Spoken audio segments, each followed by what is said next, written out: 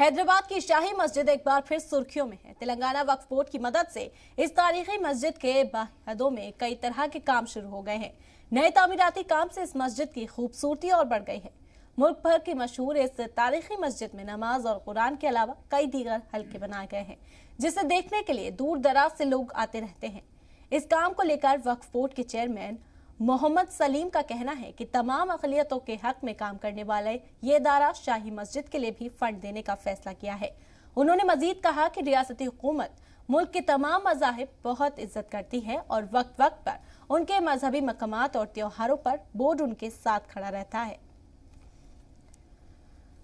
शाही मस्जिद बाग़-ए-आम जो मशहूर मस्जिद है हैदराबाद की, वो एक है, और हमारे मक्का मस्जिद, दो चीज़ें मशहूर है।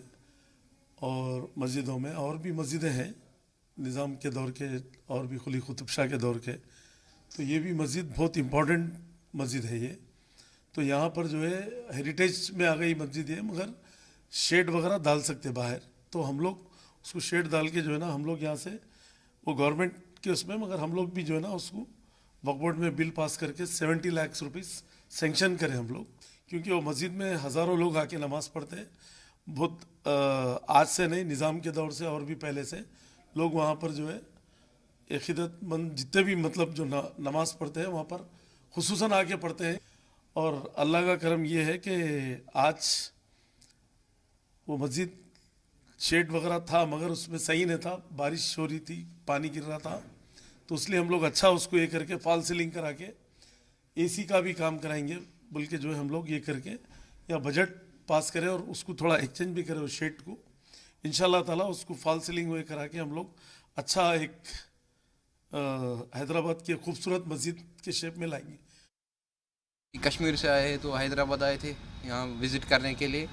तो ये बाग़-ए-आम मस्जिद जो है पब्लिक गार्डन मस्जिद फेमस सुनी थी, इसका नाम बहुत फेमस है, तो इसी को देखने के लिए आज आए थे। और यहाँ पे अब्दुल कलाम रिसर्च इंस्टीट्यूट चल रहा है, उसको भी देखने के लिए आए थे।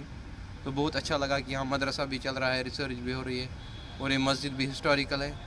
खूबसूरत नज़ारा है, यहाँ पर तालाब है, बच्चे पढ़ रहे हैं, मौसम भी खुशगवार है, बहुत अच्छा मौसम है।